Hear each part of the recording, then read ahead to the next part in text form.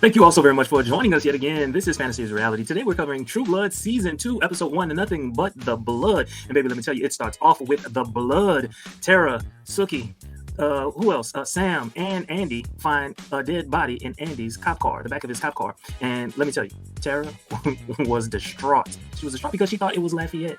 Later to find out it wasn't. It was instead Miss Jeanette. Oh yeah, any thoughts about that?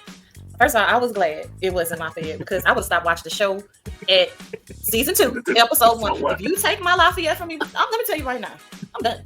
I would have been done. So they saw like the painted nails or whatever and thought that it might have been Lafayette. So I was relieved. Like Miss Jeanette, I'm not gonna say she deserved it. She did. Look, she did some grimy stuff. She did some real grimy stuff, but she had her own motives. So whatever, we're not gonna judge Jeanette. But Jeanette came up thinking with her heart missing. Because you was heartless for playing with the people, but I ain't gonna judge you. So at this point, in my mind, I'm thinking to myself, who would have killed her? For what purpose? I don't remember. It's been so long. I don't remember who killed her. Like, do you remember who killed her? Mm-hmm. Oh, you do? Oh yes. Oh, okay. Remember her organ, her vital organ was missing. And just think about all the kind of weird, cuckoo things that were happening when a certain someone came to town.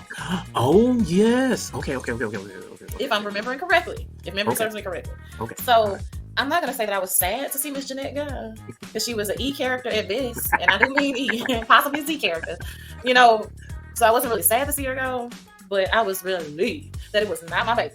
Mm-hmm. Okay? Mm-hmm. So Tara is definitely overwhelmed with emotion, and even when she finds out it's not Lafayette, she's still traumatized. Yeah.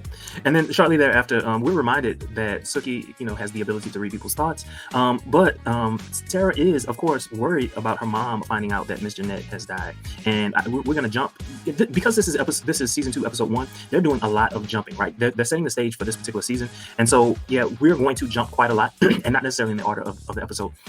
But Tara is so worried about her mom finding out that Miss Jeanette dies. When Tara is at the police station, excuse me, sorry about that. When Tara is at the police station, first of all, they don't believe her. they don't believe that this woman was some type of witch doctor or whatever she was, some voodoo priestess. They don't believe it at all.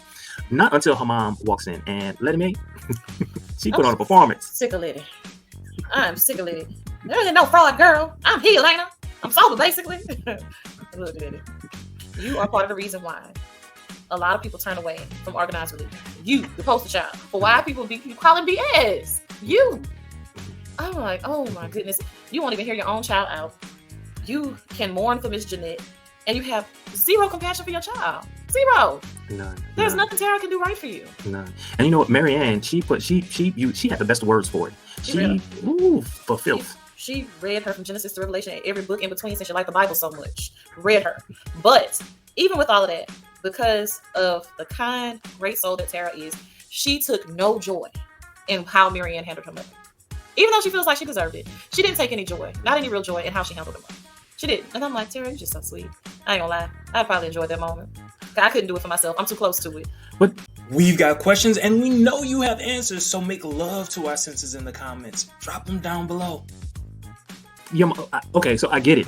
Here, I get it. Here, I'm like, don't talk about my mom. Don't talk about. You might be telling the truth. Don't talk about my mom. Yeah. And she didn't say anything in that moment, true enough. But later, she wasn't going for that. She wasn't excited about it. And Marianne, like, oh, you don't have to protect her. It's funny how she does these things to you, but you don't need to protect her mother. It's okay to just be a daughter. So I was struck in that moment. Tara and Marianne, they walk off and they just kind of leave. What's her name? Letty Mae. Standing there looking stupid. Yeah, and so I was struck. What I wanted to see was her character change, or at least try to change. Do you think that?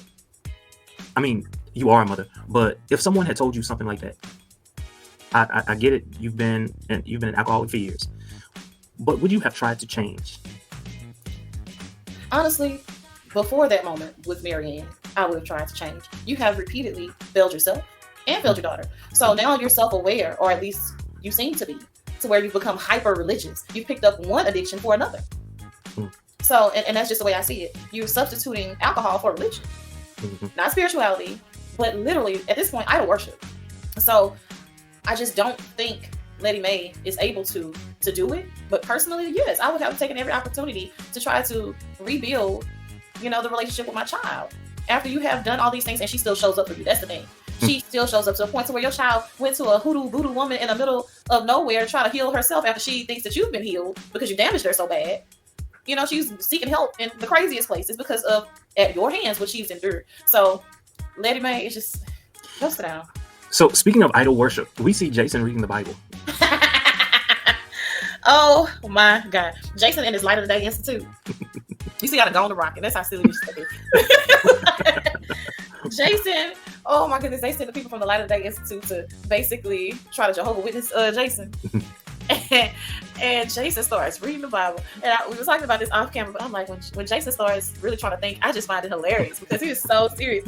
Like, oh my goodness, Jason has found religion. And then, even worse than finding religion, he found Steve and Sarah Newland. Did you see that moment when Steve took his hand and cuffed Jason by the head? I was like, oh, it started there. Oh my goodness.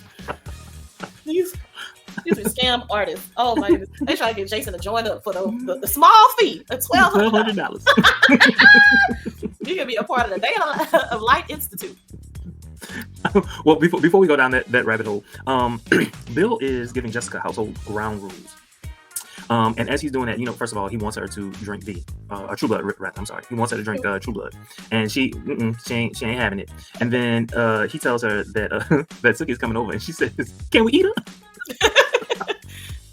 Like, this is not that kind. You will go upstairs and remove your makeup and all of this other stuff. And I was just like, okay. She's like, can we eat? She is so rambunctious and rebellious, and the fact that you are trying to keep her on this rigid line is hilarious. Well, do I have to be nice to her? She said. I think Jessica is adorable. I honestly like Jessica's character. She's cute. She's so cute. Mm-hmm. Mm-hmm. She's good. And I've said she's refreshing. For me, she makes Sookie look good, comparatively speaking. And they do it in a fun way because she's 17 and she's a vampire, and we can make light of that, if you will. But in the next scene, we see Lafayette is still in the dungeon when an old foe is brought in. What happens to this foe? Redneck. Mm-hmm. The redneck, he come in there all chatty, making all these confessions about, oh, if it makes you feel any better, I'm sorry for calling you gay or whatever, but I got a blowjob when I was 15 or 16 or whatever at some place, and like Lafayette's looking like, no, it doesn't help me at all. Like, what do you mean? So he gets this bright idea that he's basically, he gonna bust a move. Like, I'm not staying down here, so I'm gonna get brave and try to flex on Eric. He just didn't know what was gonna happen. Eric said, oh, okay, let me throw you around a couple times, let me bust this, let me bust that, let me suck in this. He ruined Eric's hair. You ruined the hair. The biggest takeaway was you ruined his hair, and you scared the crap out of Lafayette because Eric goes over to Lafayette and is like, "Mr. Blood in my hair," and Lafayette he's not even Lafayette right now. He's someone else because he's in shock. He's traumatized. All these things, so he can barely articulate himself. And in survival mode. Yeah. But Eric is just like, Pam is going to kill me. Hair full of blood, all full of the redneck. So finally, Bill tells Sookie that he killed Jessica and made her into a vampire. So she's quite upset about that. She's like, it's been 2 weeks. You've had 2 weeks to tell me this. And she's like, how can I possibly trust you if this is what you do? Like, lies of omission, they're still lies, right? And so how can I trust you? And she gets mad and she says, basically, I'm stronger than you think.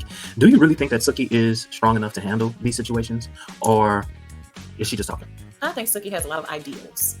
So I feel like a lot of it is lip service, because in the moment you acting like, oh, it would have been cool if you would just told me. But let's be clear, Sookie. The only reason why I'm in this position, I didn't want to kill this girl in the first place, is because of you defending your honor. So it is what it is. I didn't choose this. It happened. Okay. I think Sookie, it sounds nice. It absolutely sounds nice. But had he led with that, it still would be something. Do you think she would have tried to fix the problem, fix the situation? I don't know how she could have, but if he had told her weeks earlier. Yes, Sookie is always involving herself in stuff and making the dumb Stackhouse decisions. It's a thing. They have an ism. They can't help it. Speaking of, Jason meets, what's his name? Steve Newland.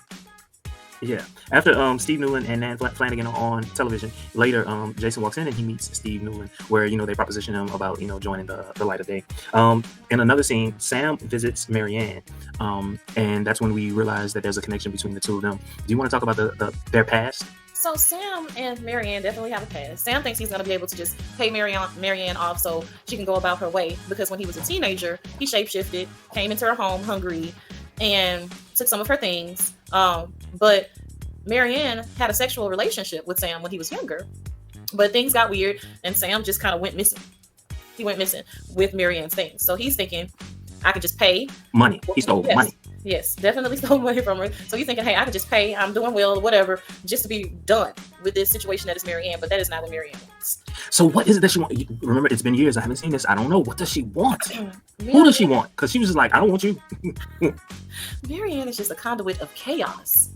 And just just all things sexual and perverse. Like that's Marianne. She wants to cause all kinds of ruckus. And it's been a while since I've seen all of it, but I want to say she had something to do with the god Dionysius, which was the god of wine and all this other stuff. But it's always these wild orgies, and she's offering up sacrifices and all these weird things with Marianne. Okay. Excuse me. So also later in the episode, we're breezing through this. Later in the episode, Sookie is told that her great uncle has been killed, and he clearly loved her, so he left her some money. Yes, Uncle Rapist. I guess I should say Uncle Rapist, but Uncle Molestation, Uncle Pedophile. So my question to you, Uncle Inappropriate. my question to you: would you have accepted? Would you have taken $11,000? Every dime. Every dime. As you should. Every dime. Big bills, small bills. It don't matter. I'm taking it. Can you give me 2 checks? Can you give me 2 checks? So it's not over $10,000. Can you give me 2 checks? I will take that money, go buy me some new drawers, pull them to the side, and still piss on your grave. Dead ass. But I'm getting that 11 stacks. Would you give it to Jason? Well, clearly not. Clearly not. Now, because that's my brother. Let me be clear. Half. You would give it half. Not half. This is my pain and suffering. This is Jason. Half? To Jason? Hey, look, then Jason get all biggity. I'm the one that mowed his grass every Saturday. Why he left it to you? She's gifted you the money. What you complaining about? You know, I was mad at him in that moment because you upset because he ain't give you the inheritance, but she's gifting it to you. So what you talking about? He took it as a sign.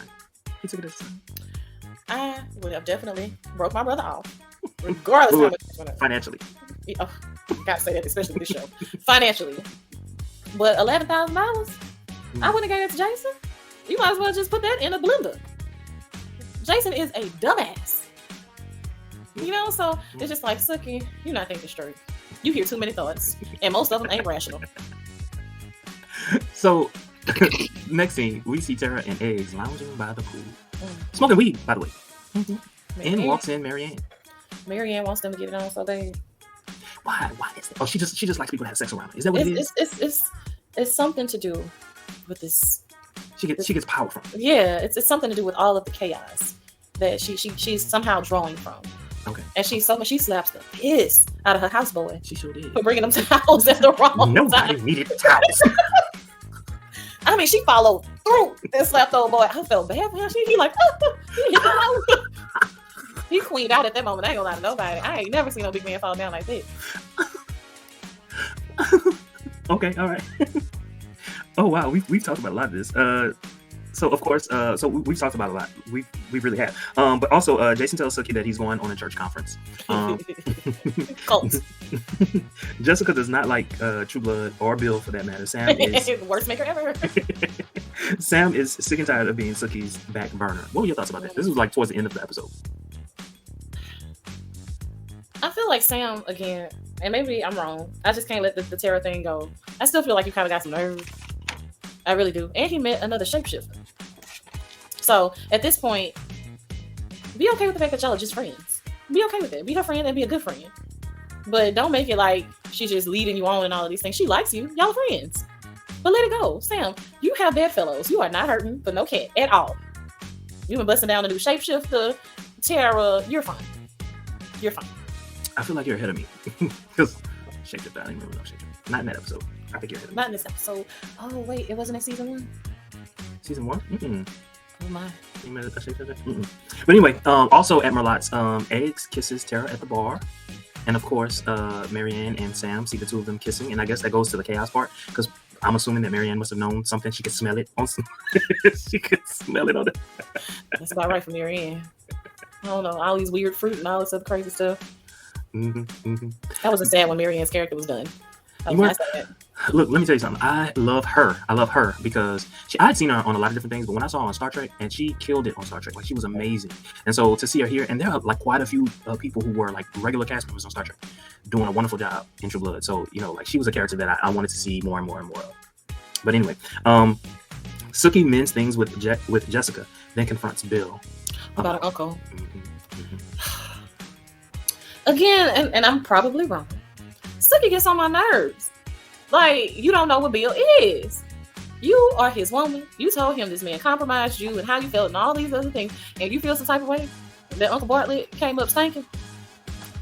Listen, the world is better off Without a pedophile in it. Yes. So it's just like, I mean, Bill might have But been wait, kind of a little Bill, bit wrong. Bill, he hurt you. It's like, come on, dude, say something. Not he hurt you. Sookie. You know, if I'm being 100% honest, and I'm not gonna dwell on this, I got so tired of hearing it in this show. Sookie. Look, don't tell me I'm a fixer, okay? Mm-hmm. I'm not that person. Don't complain to me if you just want to listen in here. What you want me to do? Okay, don't even worry about it because I already devised the plan, got it mapped out, and the supplies is in the car. Okay, talk to somebody else. That's what therapy is for. Do not tell me if you don't want me to do that. I am not that person. I am a person of action. Okay. So for me, Sookie, you telling this this predator that somebody preyed on you, and What you do you want surprised, them to do? What do you want them to do? and this man has been around over a century, and you thought he wasn't gonna defend your honor after your uncle tried to play with your flower. Now you know. Next time, Bill, don't do nothing. I'm just talking. Look, this is not the House of the Dragon. You cannot sleep with your niece. This is not okay. Because my girl from the House of the Dragon did it willingly. Well, and that's pretty much it. The very last scene of this particular episode was when Eric killed Royce in front of Lafayette. But other than that, that's it for this particular episode. Anything that we might have missed that you wanted to talk about? I think we covered all bases. To me, this episode went by fairly quickly. I was just relieved to know that our favorite character is still alive. Let's fight another day. Yes, and like I said before, Lafayette was not supposed to survive past season 1, but his character was so well received that they couldn't get rid of him. I'm here for being a receiver. Oh, okay. Thank you all so very much for watching. Don't forget to like, comment, subscribe, and share. Until next time, y'all have a good one. Speaking of sharing. Sharing, baby. Oh.